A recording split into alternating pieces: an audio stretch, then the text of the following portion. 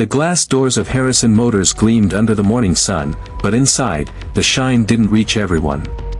Danielle Carter walked in quietly, dressed in simple jeans, a tan jacket, and sneakers.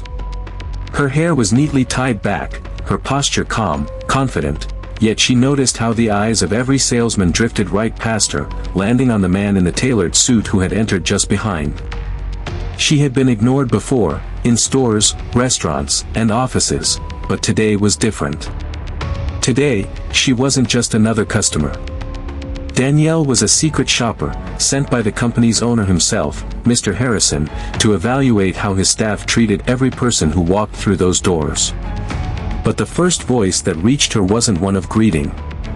"Ma'am," a young receptionist said hesitantly, "someone will be with you shortly." Danielle nodded and waited. 5 minutes passed. 10. Then 15. Not one salesman approached her. She finally walked toward a sleek black sedan, studying the price tag. That's when a tall man in an expensive suit, Tom, senior salesman, strutted over, flashing a practiced smile. But it wasn't for her. It was for the couple standing next to her. "Ah, great choice, sir," he said enthusiastically, completely ignoring Danielle. When she spoke softly, "Excuse me, could I ask about this car's financing options?" Tom didn't even glance her way. He muttered under his breath, "Ma'am, those cars are a bit out of your range. Maybe check the used section in the back." Then he turned back to the couple, pretending she wasn't even there. Danielle's chest tightened, but she didn't react.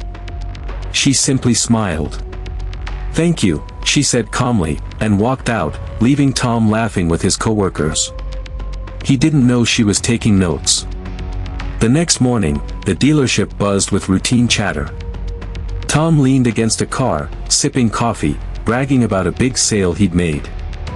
Then the doors opened, and in walked Mr. Harrison himself. The entire staff straightened up. Behind him, Danielle entered again, this time walking beside him. Tom's smirk froze mid-sip. Mr. Harrison's voice boomed across the showroom. "Everyone, listen up. I have something to say." The room went silent. "This young woman," he said, gesturing toward Danielle, "came here yesterday as part of an internal review. She wasn't just a customer. She was working for me." A wave of shock rippled through the staff. Eyes widened.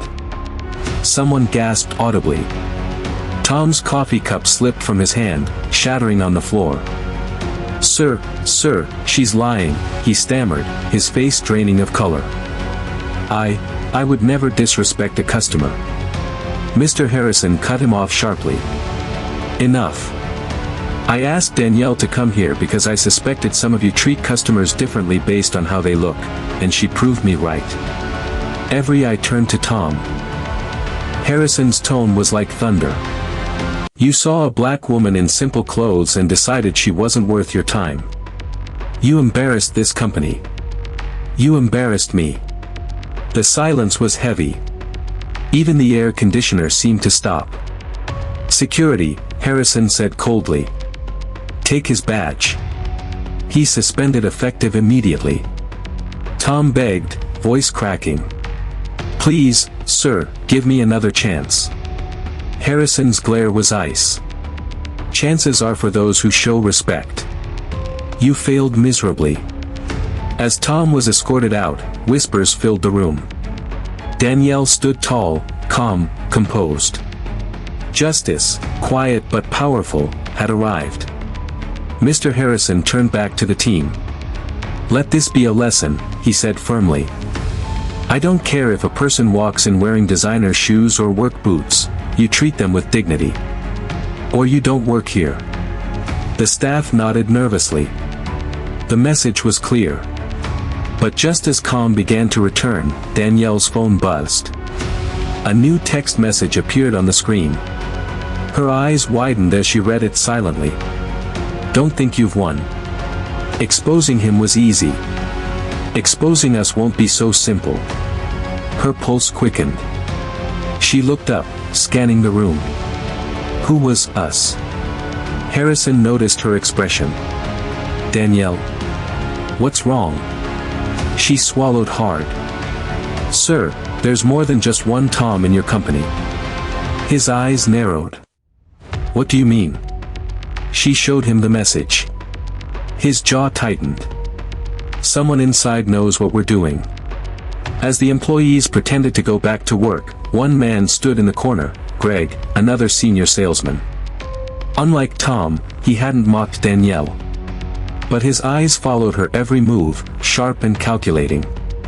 He turned slightly, whispering into his phone, "Yeah, she's on to us."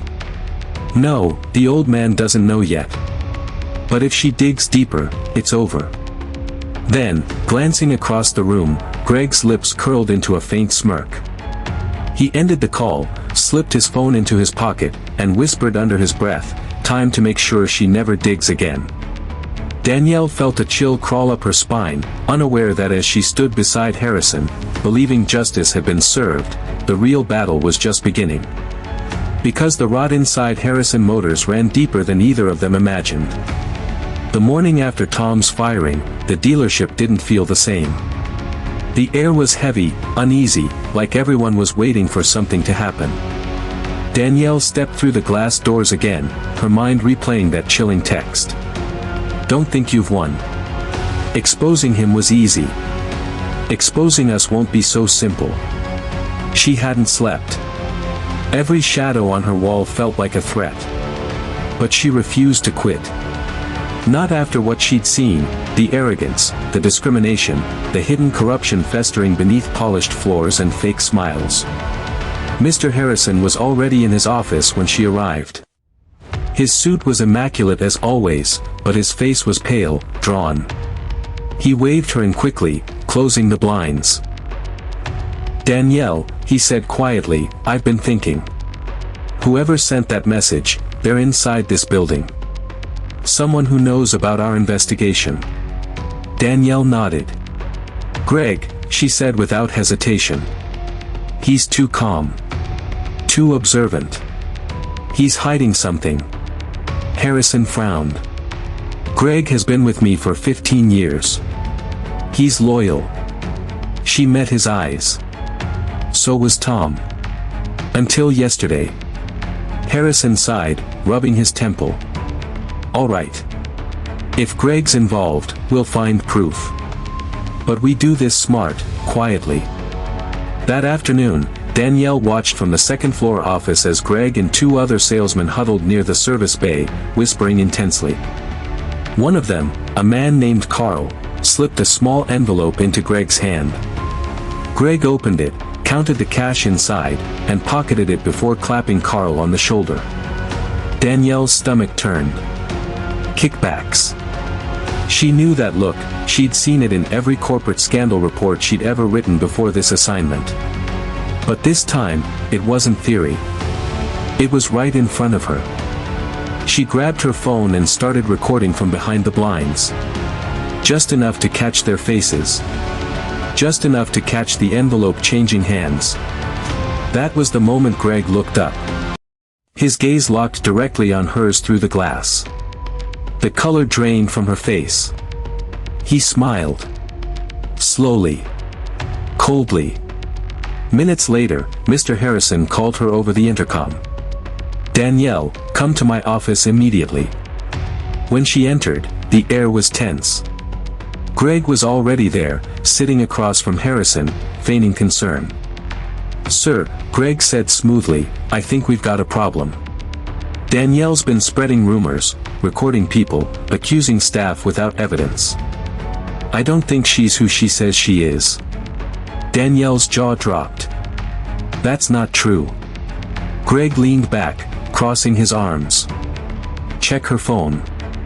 I bet she's been filming us all day." Harrison's brow furrowed, torn. Danielle could see the doubt flicker in his eyes, the same doubt that powerful men always had when forced to choose between truth and comfort.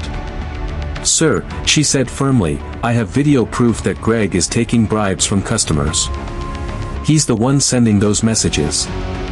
Greg's mask cracked just slightly, but he laughed it off. "Bribes? That's ridiculous." Before he could finish, Harrison's assistant burst through the door. "Sir. You need to see this, the security footage from the parking lot last night." She played the video on the tablet. Grainy but clear enough, Greg, crouched by Danielle's car, slashing her tires. The room fell silent. Harrison's face darkened, fury rising like a storm. "Greg, you did this?" Greg's confident smirk vanished. He stood abruptly. "You don't understand, sir. She was digging where she shouldn't have." "Sit down," Harrison barked. Danielle's phone buzzed again. Another message. She showed it to Harrison. "You think firing me will fix it? The records are already in motion. The money trail leads straight to you." Harrison's eyes widened. "To me?" Greg chuckled bitterly. "Oh, you didn't know, did you? The company's been laundering money for years. You signed every paper, every transfer. You just never asked where the extra cash came from." Harrison froze. "What are you talking about?" "Your finance manager, Carl," Greg sneered. "He's been moving cars off the books and splitting profits under your nose. I helped him. But don't act shocked, sir, ignorance doesn't make you innocent." Danielle stared between them, her heart pounding. The rot wasn't just deep, it reached the top. Harrison's voice broke the silence. "You're under arrest," he said quietly. "Security." But Greg lunged. He grabbed the tablet and threw it against the wall, shattering it, then bolted toward the door. Danielle instinctively stepped in his path. "Move," he shouted. "Not a chance," she said. He shoved her hard, but she didn't fall. She stood firm. "You humiliated people like me for years.